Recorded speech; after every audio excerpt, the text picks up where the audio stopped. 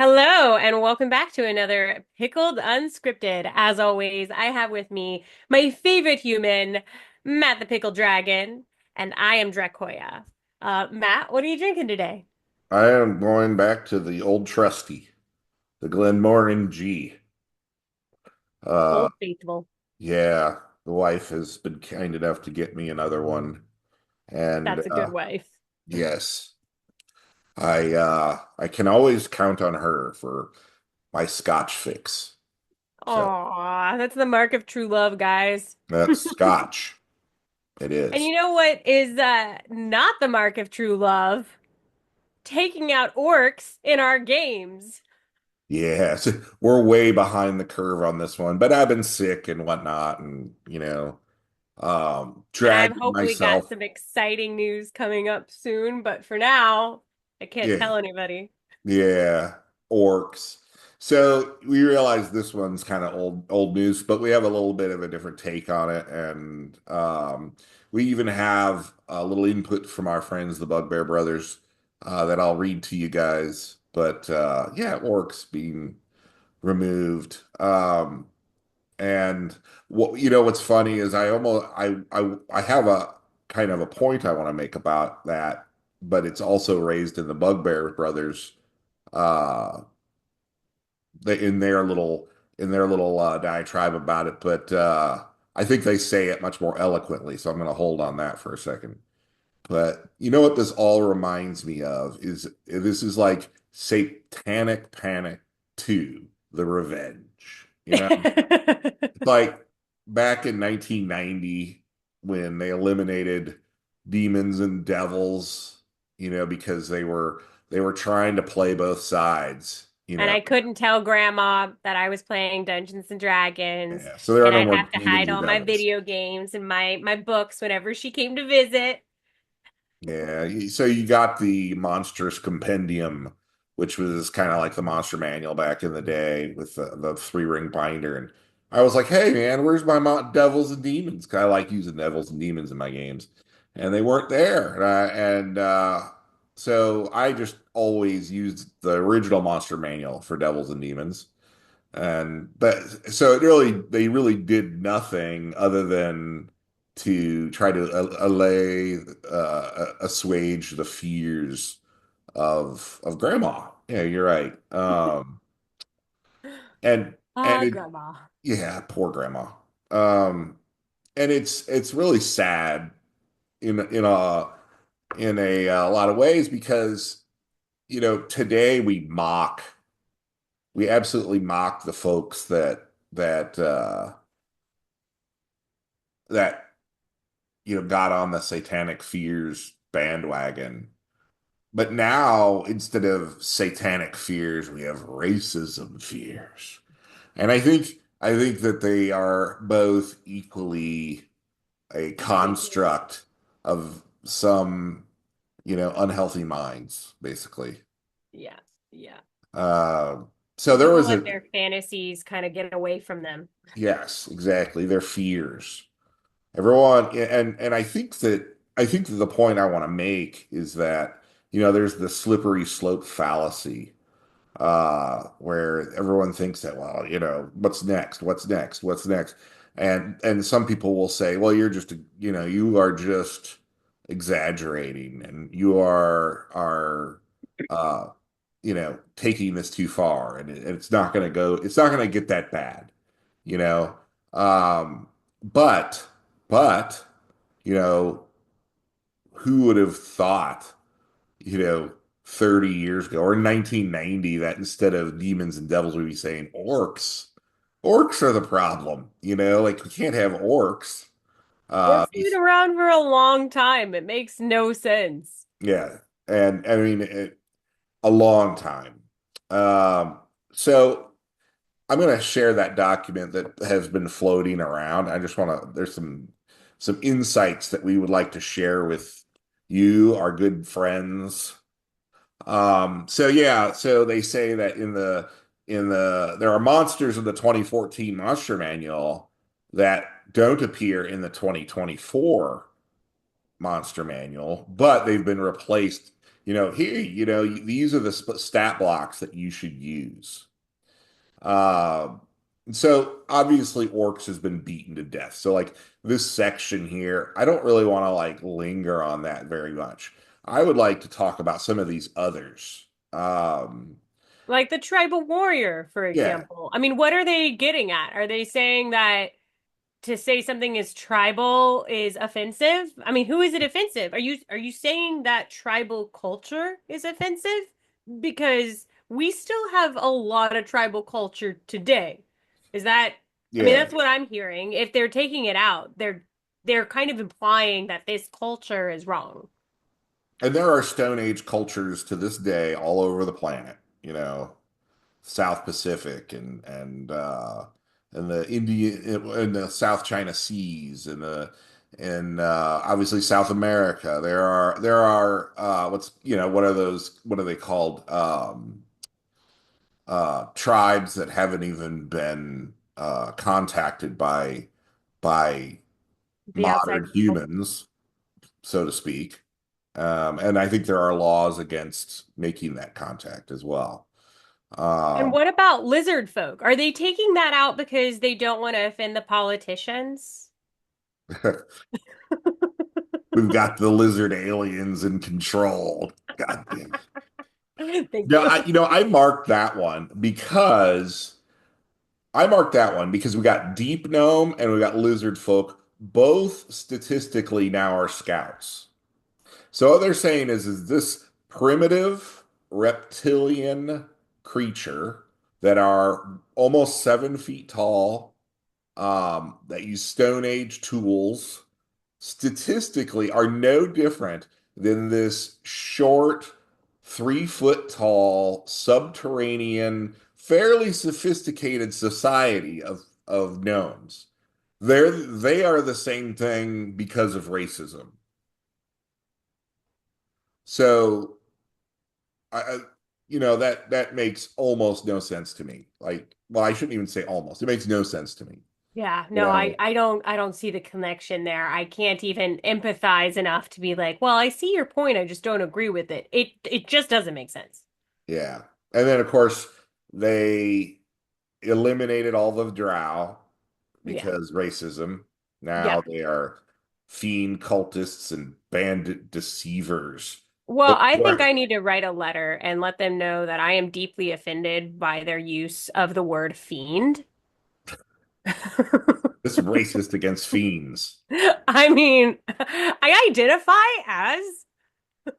Yeah, a drow mage is nothing but a bandit deceiver. Now, if anyone's read the R.A. Salvatore books with Drizzt, they have the College of Magic, right? And that is some deep, deep arcane, um, kind of eldritch mysteries, very, very refined and very mysterious, has been reduced to a bandit, some rough shot brigand from the road deceiver. Come on. Oh my It's God. Yeah, I mean, talk about taking kind of, taking something that is truly unique and special and making it boring and bland and just, these guys were in a boardroom. I envisioned them all in a boardroom and they're like, all right, what can we do? Let's see.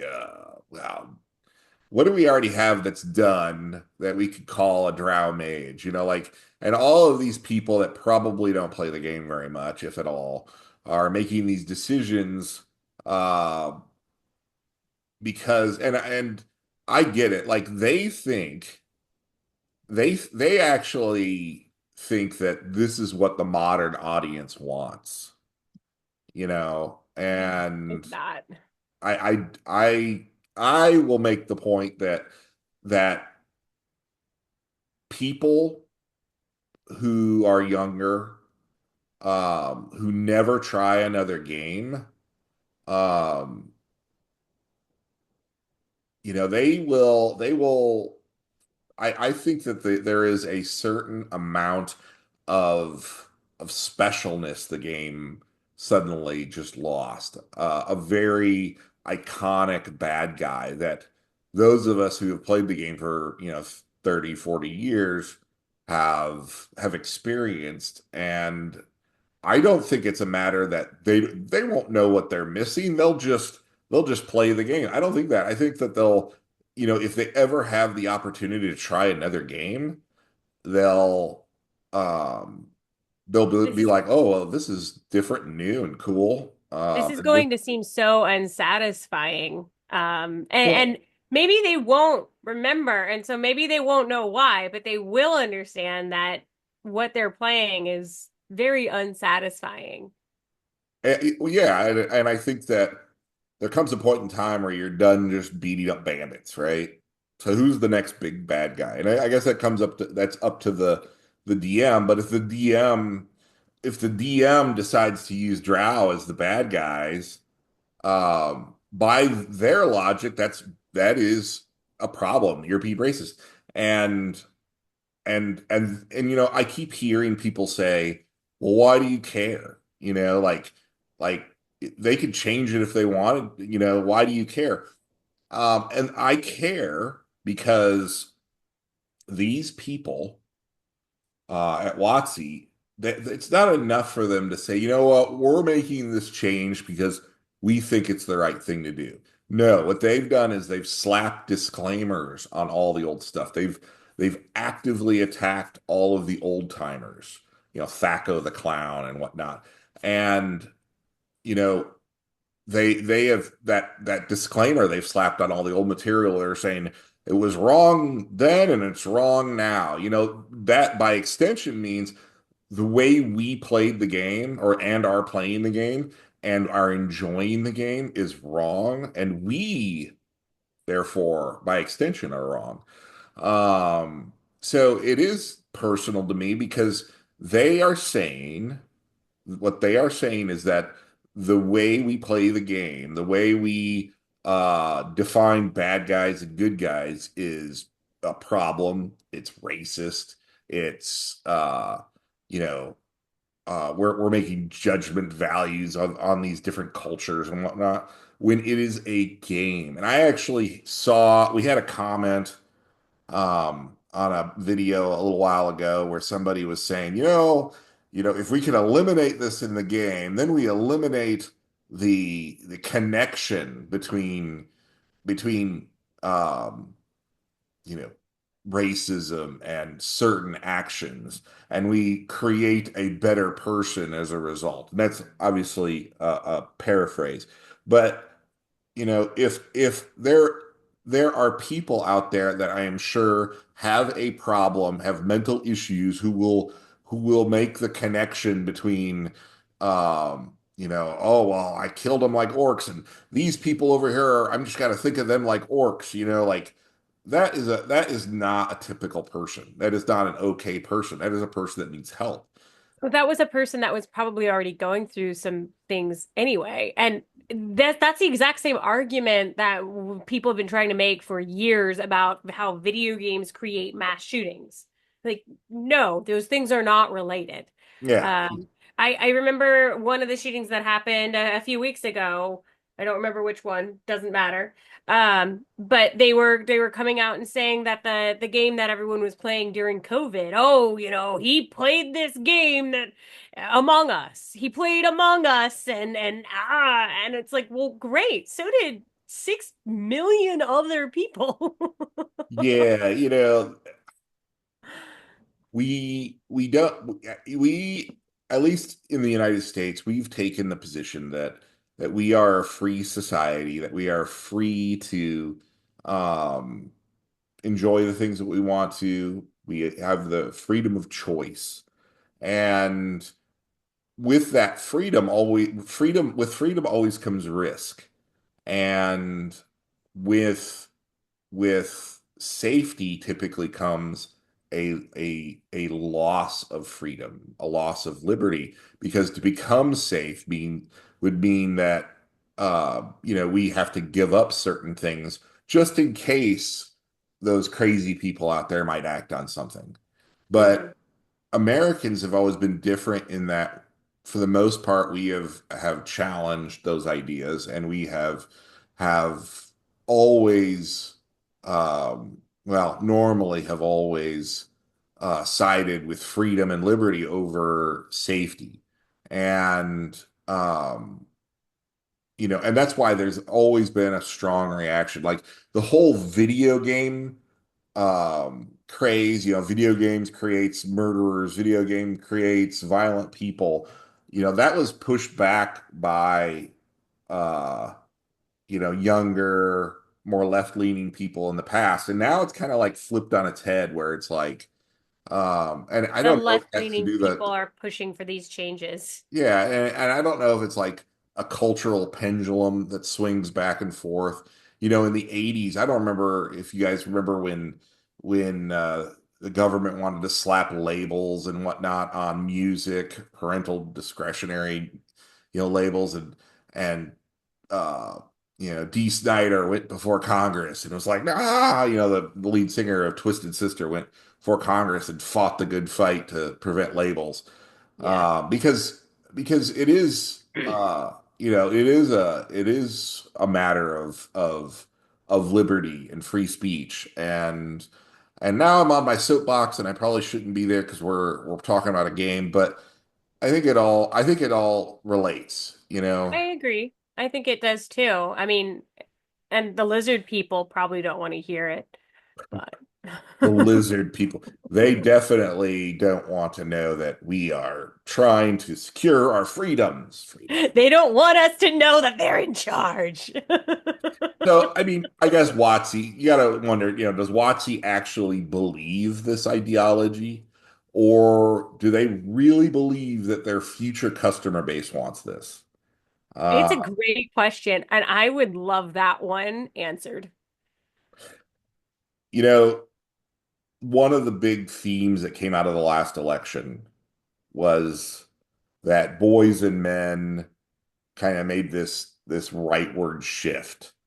Um, and we could discuss all day and night why that is and why analysts say that happened.